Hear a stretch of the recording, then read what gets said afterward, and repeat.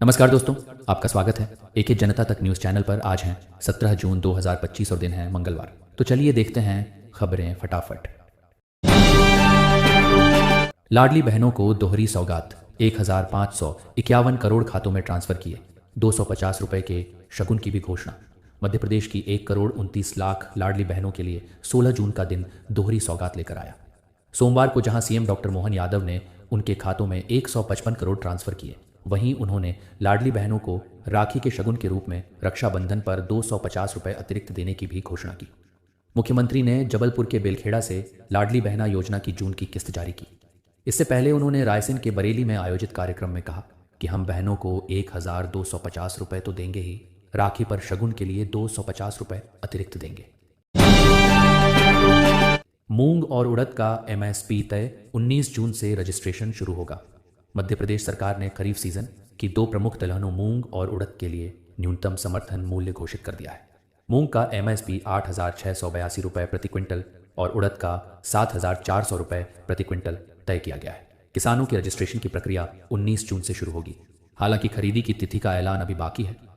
मुख्यमंत्री डॉक्टर मोहन यादव ने 13 जून को मूंग और उड़द की सरकारी खरीदी की घोषणा की थी, जिसके बाद किसानों में उत्साह देखने को मिल रहा है। सरकार ने एमएसपी की यह घोषणा 16 जून को औपचारिक रूप से की। रजिस्ट्रेशन प्रक्रिया किसान ऑनलाइन पोर्टल के माध्यम से पूरी कर सकेंगे। पात्र किसानों को एमएसपी पर फसल बेचने का मौका मिलेगा, जिससे उन्हें बाजार की अनिश्चितता से राहत मिल सकेगी। राज्य के 36 जिलों में मूंग की बुवाई होती है और इसका अनुमानित रकबा करीब 14.35 लाख हेक्टेयर है, जिससे 20.23 लाख मीट्रिक टन उत्पादन होने की संभावना जताई गई है। वहीं उड़द की खेती प्रदेश के 13 जिलों में होती है, जिसका क्षेत्रफल लगभग 9.5 लाख हेक्टेयर है और उत्पादन 1.24 लाख मीट्रिक टन रहने की उम्मीद है। अग्निवीर भर्ती परीक्षा की तिथियां घोषित हुई। इंदौर उज्जैन में बनेंगे 3 केंद्र। सेना में भर्ती के लिए ज्वाइन इंडियन आर्मी की वेबसाइट पर रजिस्टर्ड करने वाले अभ्यर्थियों के लिए ऑनलाइन कॉमन एंट्रेंस एग्जामिनेशन की तिथियों की घोषणा सेना ने कर दी है। विभिन्न श्रेणियों के लिए ऑनलाइन परीक्षा सीई 30 जून से 10 जुलाई तक इंदौर और उज्जैन में 3 परीक्षा केंद्रों पर आयोजित की जाएगी। परीक्षा हर दिन 4 शिफ्ट में आयोजित की जाएगी। इस बार से Agniveer clerk, store keeper, technical के लिए आवेदन करने वाले अभ्यर्थियों का टाइपिंग टेस्ट ऑनलाइन परीक्षा केंद्रों पर लिया जाएगा। अभ्यर्थियों के एडमिट कार्ड डाउनलोड करने के लिए 16 जून से भारतीय सेना की अधिकृत वेबसाइट।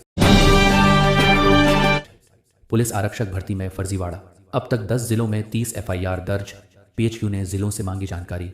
पुलिस आरक्षक भर्ती में कार्यभार ग्रहण करने, ज्वाइनिंग का समय निकलने के 1 माह बाद भी 450 से अधिक चयनित अभ्यर्थी ज्वाइन करने नहीं पहुंचे हैं।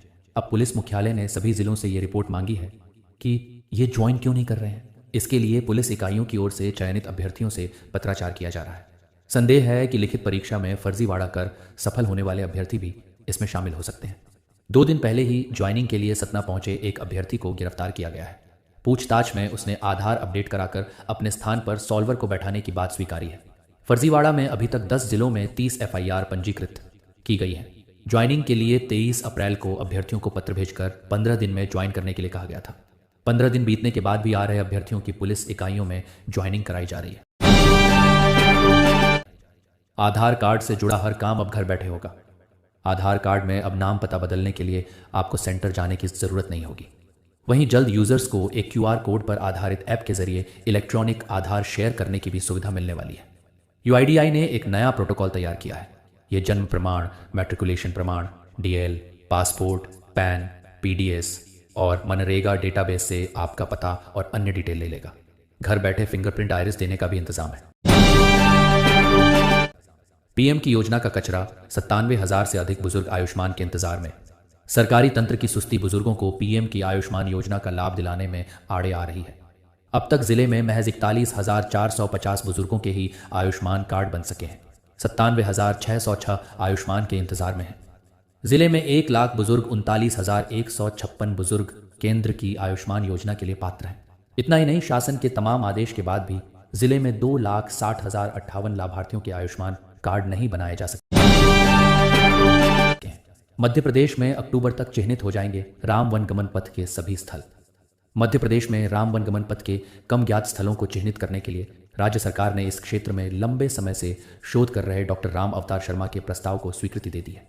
उन्होंने बताया कि 4 माह में प्रदेश के कम जात स्थलों को चिह्नित कर शासन को रिपोर्ट सौंप देंगे। उनके साथ 4 से 5 लोगों का दल भ्रमण कर प्रदेश में ऐसे स्थलों को चिह्नित और प्रमाणित करने की कोशिश करेगा। इसी रिपोर्ट के आधार पर मध्य प्रदेश में राम वनगमन पथ का पूरा मार्ग तय हो जाएगा। उन्होंने मंडला और बालाघाट के कुछ स्थलों को भी नए सिरे से इसमें जोड़ा है। सभी स्थलों का पर्यटन, सांस्कृतिक और धार्मिक दृष्टि से विकास किया जाएगा। अभी तक प्रदेश के 11 जिलों के 25 स्थलों को राम वनगमन पथ से जोड़ा गया है। ये वे स्थान हैं जहां वनवास के समय भगवान श्री राम गए थे। मुख्यमंत्री डॉक्टर मोहन यादव राम वनगमन पथ निर्माण को लेकर सक्रिय है। वह इसके लिए बनाए गए न्यास के अध्यक्ष भी हैं। बजट में राम वनगमन पथ के लिए 25 करोड़ रुपए का प्राविधान इस वर्ष किया गया है। 18 जून को इंदौर आएंगी राष्ट्रपति मुर्मू। राष्ट्रपति द्रौपदी मुर्मू 18-19 जून को इंदौर और बड़वानी दौरे पर रहेंगी। इसे लेकर तैयारियां जोरों पर हैं। मुख्य सचिव अनुराग जैन ने तैयारियों की समीक्षा की और अधिकारियों को सुरक्षा, आवास, ट्रांसपोर्ट, मेडिकल सुविधाएं समय पर सुनिश्चित करने के निर्देश दिए। बड़वानी सिकल मित्र पहल की शुरुआत भी करेंगी, जिससे लोगों को सिकल सेल बीमारी से जुड़ी जानकारी मिल सकेगा। रक्षा मंत्री राजनाथ सिंह का हेलीकॉप्टर पचमढ़ी में हुआ खराब, प्रशासन में मचा हड़कंप।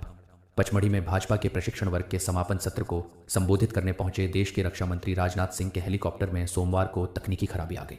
इस कारण उन्हें तय समय से देरी से रवाना होना पड़ा। घटना के दौरान प्रशासन और सुरक्षा एजेंसियों में अफरा तफरी मच गई। रक्षा मंत्री के 2 हेलीकॉप्टरों के साथ पचमढ़ी आगमन के दौरान हेलीकॉप्टर JDAM 2967 में तकनीकी खराबी सामने आई। इसके बाद उन्हें मौके पर खड़े दूसरे हेलीकॉप्टर JDAM 2686 से रवाना किया गया। MP के नगरीय निकायों में उपचुनाव का कार्यक्रम घोषित, 7 जुलाई को होगी वोटिंग। MP में नगरीय निकायों में उपचुनाव का कार्यक्रम घोषित कर दिया गया है।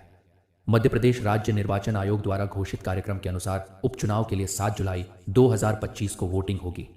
9 नगरीय निकायों में ये चुनाव होंगे। एक पार्षद के लिए हो रहे इस उपनिर्वाचन में कुल 8,823 मतदाता अपने मताधिकार का उपयोग करेंगे। उपचुनाव के निर्वाचन की सूचना का प्रकाशन और नाम निर्देशन पत्र प्राप्त करने का कार्य 16 जून से शुरू हो चुका है। नाम निर्देशन पत्र 23 जून 2025 तक लिए जाएंगे। इनकी संवीक्षा 24 जून को होगी। नाम वापस लेने की अंतिम तारीख 26 जून है। इसी दिन अभ्यर्थियों को निर्वाचन प्रतीकों का आवंटन भी किया जाएगा। रीवा में बड़ा फर्जीवाड़ा, शिक्षा विभाग में हुई 6 फर्जी नियुक्तियां, दूसरों के मृत माता पिता को बताया अपना। शिक्षा विभाग में अनुकंपा नियुक्ति में रीवा में बड़ा फर्जीवाड़ा सामने आया है। पहले एक प्रकरण सामने आया, जिसकी जांच के बाद अब 5 और मामले सामने आ गए हैं। एक प्रकरण में मां को शिक्षक बता दिया, जबकि वह मजदूरी करती है। बाकी 5 मामलों में दूसरे के मृत माता पिता को अपना बताकर अनुकंपा नियुक्ति हासिल कर ली गई। सभी के विरुद्ध सिविल लाइन थाने में FIR दर्ज कराई गई है। इस मामले में जिला शिक्षा अधिकारी सुदामा लाल गुप्ता की भूमिका संदेह के घेरे में है। कलेक्टर ने DO पर कार्रवाई के लिए कमिश्नर को प्रस्ताव भेजा है। जनगणना का इंतजार खत्म। गृह मंत्रालय ने अधिसूचना जारी करके बताया कब से शुरू होगी। लंबे वक्त से जनगणना को लेकर हो रहा इंतजार आखिरकार खत्म हो गया है। गृह मंत्रालय ने सोमवार को जनगणना अधिनियम 1948 के तहत जनगणना और जातीय जनगणना से संबंधित आधिकारिक गैजेट अधिसूचना जारी कर दी है। अधिसूचना के मुताबिक साल 2027 में ये जनगणना कराई जाएगी।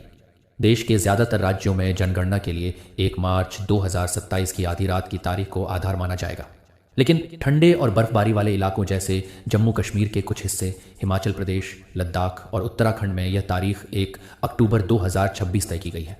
खराब मौसम के मद्देनजर यह फैसला लिया गया है। जनगणना की पूरी प्रक्रिया 1 मार्च 2027 तक पूरी कर ली जाएगी। जनगणना का प्राइमरी डेटा मार्च 2027 में ही जारी हो जाएगा। हालांकि विस्तृत डेटा जारी होने में साल के आखिर तक का इंतजार करना पड़ेगा। जनगणना की पूरी प्रक्रिया लगभग 21 महीनों में पूरी होगी।